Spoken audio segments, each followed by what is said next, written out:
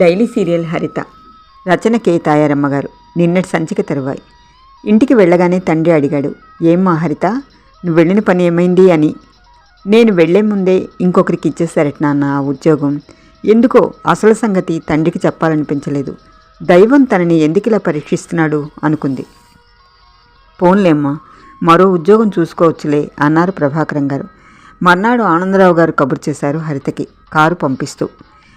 నేను అంకుల్ దగ్గరికి వెళ్ళొస్తాను నాన్న అంటూ బయలుదేరింది హరిత. ఆనందరావు గారు ఒక్కరూ కూర్చుని ఉన్నారు హరిత వెళ్ళేసరికి. రా హరిత అన్నారు ఆయన సాదరంగా. హరిత వెళ్ళి ఆయన దగ్గరగా కూర్చుంది. ఆరోగ్యం ఎలా ఉంది? శారదా లక్ష్మి వెళ్ళిపోయారా అంటూ కుశల ప్రశ్నలు ప్రారంభించింది. శారదా లక్ష్మిల మూలంగానే తన ఇంటికి రావడం మానేసింది హరిత అన్న సంగతి ఆయనకి తెలుసు. తన కడుపున చెడపుట్టారు వాళ్ళు. ధనమదం వాళ్ళని అలా తయారు చేసింది. లక్ష్మీ శారద వెళ్ళిపోయారమ్మా నా మీద అలిగి. వాళ్ళకి ప్రతిక్షణం ఉన్న ఆస్తి మీద దృష్టి ఏమిటో హరిత. కడుపున పుట్టినంత మాత్రం చేత బిడ్డలు కారమ్మా. అభిమానం ఆత్మీయత ఉన్నవాళ్లే నిజమైన బిడ్డలు. హరిత ఈ మధ్య మళ్ళీ నీరసంగా ఉంటుంది అంటూ ఓ మాత్ర నోట్లో వేసుకుని నీళ్లు తాగారు. అంకుల్, మీరెందుకు అలా బాధపడుతున్నారు? సన్నగా వణికింది హరిత గొంతు. ఆయన హరిత వైపు ఒకసారి చూసి ఆ వెంటనే సోఫాకి చేరబడ్డారు. అంకుల్, కాసేపు చెస్ ఆడదామా అంది హరిత బోర్డు పిక్కలు తెస్తూ. ఆట మంచి పట్టులో సాగుతూ ఉండగా ఏదో జ్ఞప్తికి వచ్చినట్టు అన్నారు ఆనందరావు గారు. బుద్ధు ఉత్తరం రాశాడమ్మా, మరో 4 నెలల వరకు రాలేనని అంటూ జేబులోంచి కవర్ తీసి అందించారు. ఆట మధ్యలోనే ఆపి ఉత్తరం చదివింది హరిత.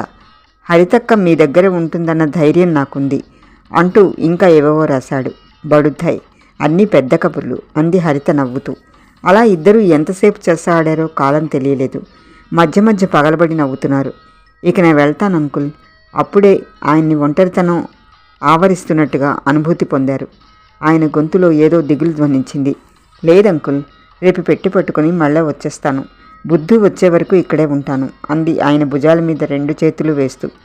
చంటి పాపాయ్ అంటూ నవ్వారు ఆనందరావు గారు హరిత చేతుల్ని విడిపించుకుంటూ. హరితకి మొదటి నుంచి ఆయన దగ్గర చనువుంది. మర్నాడు ఉదయం బట్టలు సూట్ కేసుతో ఆనందరావు గారింటికి వెళ్ళింది. నిశ్చింతగా ఊపిరి తీసుకున్నారు ఆనందరావు గారు. హరిత ఇంట్లో తిరుగుతూ ఉంటే ఆయనకి ఎంతో ఆనందంగా ఉంది. ఏ వేళ తనకి ఏది కావాలో అది అమర్చి పెడుతుంది. హరిత ఎప్పుడు ఇక్కడే ఉండిపోతే తన దురాశకి తనకే నవ్వొచ్చింది. ఆ పిల్ల పెళ్ళి పేరెంటం చేసుకోకుండా జీవితాంతం తన దగ్గరే ఉండిపోతుందా? పోనీ తనకో మగబిడ్డైనా ఉంటే హరితని తన కోడలుగా చేసుకుని ఉండేవాడు. తనకి అంత అదృష్టమా? హరిత, నేను పార్టీకి వెళ్తున్నాను. వచ్చేసరికి చాలా టైం పడుతుంది. నా కోసం వెయిట్ చేయొద్దు. నువ్వు భోజనం చేసి నిద్రపో అంటూ కారెక్కి వెళ్ళిపోయారు ఆనందరావు గారు. సశేషం.